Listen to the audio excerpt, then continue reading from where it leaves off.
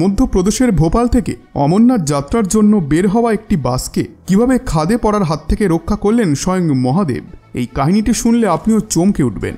আর যারা এতদিন ধরে সনাতন ধর্মের বিরোধ করে আসছেন তাদের মুখেও ঝামা ঘষে দেবে এই ভিডিওটি, এবং তারাও মেনে নেবেন যে ভগবান শিবের থেকে বড় আর কেউ নন। যখন কোনো ভক্ত তার শরণে যান তখন তার নিঃস্বার্থ ভক্তি তাকে সমস্ত সংকট ও বিপদ থেকে রক্ষা করে। বন্ধুরা, ভিডিওটি শুরু করার আগে আপনি যদি বাবা অমরনাথের ভক্ত হন তাহলে ভিডিওটিতে একটি লাইক করে কমেন্টে লিখতে ভুলবেন না যে জয় অমরনাথ। এই ঘটনাটি শুরু হয় মধ্যপ্রদেশের রাজধানী ভোপাল থেকে, যেখানে এক দম্পতি বাস করতেন যারা মহাদেবের এক পরম ভক্ত ছিলেন। তারা ইতিমধ্যেই 12 জ্যোতির্লিঙ্গের দর্শন করে ফেলেছিলেন এবং তারা তাদের শহরে মহাশিব পুরাণের আয়োজনও করতেন। এখন তাদের জীবনে কেবল একটি ইচ্ছা ছিল যে অমরনাথের যাত্রায় যাওয়া।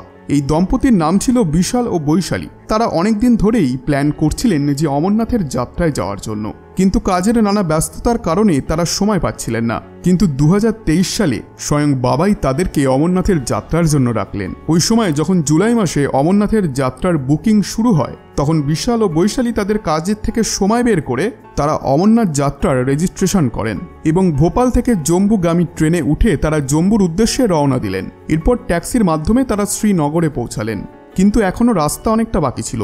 তাদেরকে পহেলগাঁওতে পৌঁছাতে হতো। শ্রীনগর থেকে পহেলগাঁও আরও 90 কিলোমিটার দূরে, আর এর জন্য একটি মাত্র মাধ্যম ছিল, সেটি হলো বাস। কিন্তু এই রাস্তা অত্যন্ত ভয়ানক। রাস্তায় মাঝে মাঝে খুব বিপজ্জনক বাঁক থাকতো এবং সেরকম এক্সপার্ট ড্রাইভার না হলে যে কোনো মুহূর্তে বিপদ ঘটতে পারে। আর এই রাস্তাকে পার করার জন্য এক্সপার্ট ড্রাইভারদেরও অনেক চ্যালেঞ্জের মুখোমুখি হতে হয়। বিশাল এবং বৈশালী বাসের মাধ্যমেই পহেলগাঁওতে যাওয়ার নির্ণয় নিলেন, কিন্তু তারা এটি জানতেন না যে তাদের এই নির্ণয় পরে গিয়ে তাদের জন্যই একটি বড় বিপদ ডেকে আনছে। কিন্তু পরে গিয়ে তাদের সঙ্গে ঠিক কী হলো, এই ভিডিওটি শেষ পর্যন্ত দেখলে আপনি একটি বড় শিক্ষা পাবেন।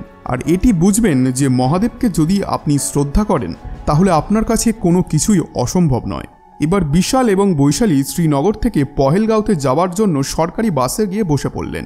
যাত্রা শুরু হওয়ার পর তারা বুঝলেন যে যে রাস্তা দিয়ে তারা যাচ্ছেন সেটি খুবই সংকীর্ণ এবং সেখানে যাওয়ার লোক প্রচুর, অর্থাৎ দুর্ঘটনা হওয়ার সম্ভাবনা অনেকটা বেশি। এই কারণে বাসের ভেতরে সব যাত্রীরাই বেশ ভয়ে ভয়ে ছিলেন। এই কারণে সবাই তাদের মনে কেবলমাত্র ওম নমঃ শিবায় এই মন্ত্রটিকে জপ করছিলেন। কিন্তু যেটা হওয়ার সেটাকে কেই বা আটকাতে পারে। বাস এইভাবেই সংকীর্ণ রাস্তা দিয়ে আগে এগোতে থাকে, কিন্তু তখনই হঠাৎ ওপর থেকে একটি বিকট পাথর বাসের সামনে এসে পড়ে, যে কারণে বাসের ড্রাইভারের নিয়ন্ত্রণ হারিয়ে যায় এবং আস্তে আস্তে সেটি খায়ের দিকে এগিয়ে যায়। বাসের ভেতরে যারা ছিলেন তারা নিশ্চিত ছিলেন যে তাদের মৃত্যু এখন নিশ্চিত, আর যারা বাসের বাইরে থেকে এই দৃশ্যটি দেখছিলেন তারাও ভাবছিলেন যে বাসটি এবার খাদের ভেতরে পড়েই যাবে। কিন্তু তখন ঠিক সময় বাসের ড্রাইভার ব্রেক কষে, যার কারণে বাসের অর্ধেক অংশ খাদে ছিল আর অর্ধেক অংশ ছিল রাস্তায়। এই দৃশ্যটি এতটাই ভয়ানক ছিল যে আপনি যদি এটিকে দেখতেন আপনার গা শিউরে উঠত। তখন সবাই কেবল ভগবান শিবের নামই প্রার্থনা করলেন। কেউ ওই সময় বুঝে উঠতে পারছিল না যে বাস খাদের ভেতরে যাবে নাকি কোনো চমৎকার হবে। কিন্তু তখন স্থিতি এতটাই গম্ভীর ছিল যে যদি কোনো যাত্রী বাসের বাইরে যাওয়ার চেষ্টাও করে তাহলে বাসটি খাদের ভেতরে পড়ে যাবে। এই কারণে বাসের যে ভাগটি রাস্তায় ছিল সেখানে সকল যাত্রীরা জড়ো হলেন যাতে বাসের ভার রাস্তার দিকে পড়ে, এবং সবাই ভগবান শিবের নাম জপ করতে লাগলেন। তখন বেশিরভাগ যাত্রীরাই ভাবছিলেন যে এই যাত্রায় হয়তো তারা আর বেঁচে ফিরতে পারবেন না।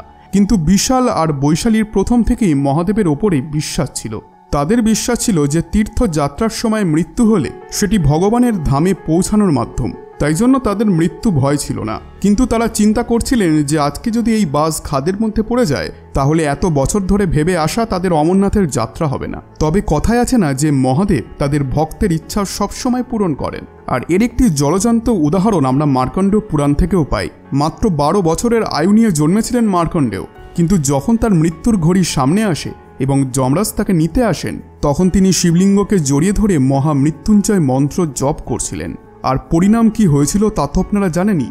যমরাজকে তার সিদ্ধান্ত বদলাতে হয়, আর মহাদেব মার্কণ্ডেয়কে চিরঞ্জীবী হওয়ার আশীর্বাদ দেন। অর্থাৎ মহাদেবের মন্ত্র জপ করা ভক্তকে যমলোকে নিয়ে যাওয়ার অধিকার তো যমরাজেরও নেই। মহাদেব চাইলে ভক্তকে মৃত্যুর মুখ থেকেও ফিরিয়ে আনতে পারেন।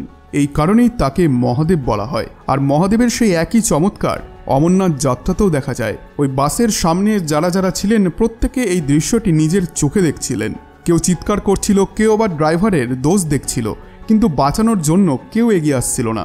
এটি খুবই আশ্চর্যের বিষয় ছিল, কারণ 40 থেকে 50 জনও যদি বাসকে টেনে ধরতেন তাহলে হয়তো বাসটিকে খাদে পড়ে যাওয়ার থেকে কিছুটা বাঁচানো যেত। বাসের ভেতরে বসে থাকা যাত্রীরা অনবরত ওম নমঃ শিবায় মন্ত্রের জপ করছিলেন, কিন্তু হঠাৎ করেই বাস খাদের দিকে আরও ঝুঁকে যায় এবং মনে হচ্ছিল কিছু সময়ের মধ্যেই বাস খাদে পড়ে যাবে। কিন্তু তখনই সেই জায়গায় এক বড় চমৎকার হলো, যার কল্পনা কেউ করেননি। একটি ক্রেন তখন ওই সময় ওই রাস্তা দিয়েই পহেলগাঁওয়ের দিকে যাচ্ছিল। যেটিকে কে পাঠিয়েছিল তা কেউ জানত না, কিন্তু লোকালরা যখনই ক্রেনটিকে দেখলো তারা সাহায্যের জন্য চিৎকার করতে লাগলো, আর ক্রেন চালক সাহায্য করার জন্য এগিয়েও আসে। এরপর কিছু লোকের সাহায্যে বাসটিকে ক্রেনের সাথে বাঁধা হয় এবং ক্রেনের সাহায্যেই বাসকে যাত্রী সমেত খাদের সাইড থেকে সরিয়ে দেওয়া হয়। বাস এবার সম্পূর্ণভাবে রাস্তায় দাঁড়িয়ে থাকে। এরপর সকল যাত্রীকে বাস থেকে নামানো হয়। সবাই সম্পূর্ণ সুস্থ ছিলেন, কিন্তু এখনও তারা ভাবতেই পারছিলেন না যে তারা জীবিত, কারণ তারা মৃত্যুকে খুব কাছ থেকে দেখেছিলেন এবং বাঁচার ইচ্ছা প্রায় ছেড়েই দিয়েছিলেন। তবে মহাদেবের আশীর্বাদে তারা নতুন জীবন ফিরে পেলেন। কিন্তু ওই ক্রেন চালক হঠাৎ করে ওই স্থানে কিভাবে এলেন, এই প্রশ্ন সবাই ভাবছিলেন। যখন তাকে প্রশ্ন করা হয় তখন ক্রেন চালক বলেন যে আমরা তো বালকোট যাওয়ার জন্য বেরিয়েছিলাম, কিন্তু আমরা রাস্তা হারিয়ে এখানে চলে আসি। আমরা আবার ফিরে যেতাম, কিন্তু রাস্তায় এই ঘটনাকে দেখে আমরা বুঝতে পারি যে যা কিছু ঘটে তা কোনো না কোনো কারণের জন্যই ঘটে এবং আমাদের এই দিকে আসা মহাদেবেরই এক পরিকল্পনা ছিল। এই গোটা চমৎকার বাবা অমরনাথই করেছেন এবং এটি তারই চমৎকার। আর এটি জানার পর সবাই উপস্থিত সেখানে তার জয় জয়কার করতে লাগলেন। এরপর বিশাল ও বৈশালীও সেই বাসে উঠে আবার পহেলগাঁও যাওয়ার জন্য রওনা দিলেন। এত বড় চমৎকারের পর ওই দম্পতির বিশ্বাস মহাদেবের ওপরে আরও বেড়ে যায়। তারা নিশ্চিত ছিলেন যে বাবা অমরনাথের দর্শন অবশ্যই করতে পারবেন তারা। পহেলগাঁও পৌঁছানোর পর তারা তাদের পদযাত্রা শুরু করেন এবং মহাদেবের নাম জপ করতে করতে অমরনাথ বাবার গুহায় পৌঁছে যান। সেখানে তারা স্বয়ম্ভু জ্যোতির্লিঙ্গের দর্শন করেন, যার নির্মাণ প্রাকৃতিক রূপে হয়। গুহার পরিধি 150 ফুট, আর সেখানে ওপর থেকে বরফের জলের বিন্দু টপ টপ করে পড়ে। এখানেই মাঝখানে একটি জায়গা রয়েছে যেখানে জলের বিন্দু বিন্দু পড়ে বরফ হয়ে সেটি স্বয়ম্ভু শিবলিঙ্গ তৈরি করে, যেটি প্রায় 10 ফুট লম্বা হয়। আশ্চর্যের কথা হলো এই শিবলিঙ্গ মসৃণ কঠিন বরফ হয়, যেখানে অন্যদিকে এমন ফোটা ফোটা জলের বিন্দু পড়লে তা কাঁচা বরফে পরিণত হয়, যেটি হাতে নিলেই ঝরঝরিয়ে পড়ে যায়।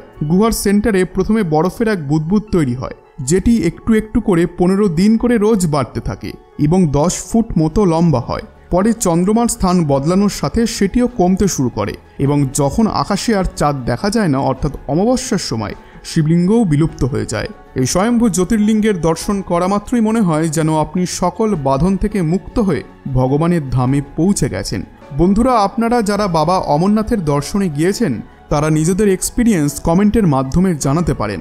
আমি তাদের মধ্যে একটি এক্সপিরিয়েন্সকে কমেন্ট বক্সে পিন করব। বন্ধুরা, আশা করছি আজকের এই ভিডিওটি আপনাদের ভালো লেগেছে। ভিডিওটি ভালো লেগে থাকলে ভিডিওটিতে অবশ্যই একটি লাইক এবং চ্যানেলটিকে আজই সাবস্ক্রাইব করে দিন।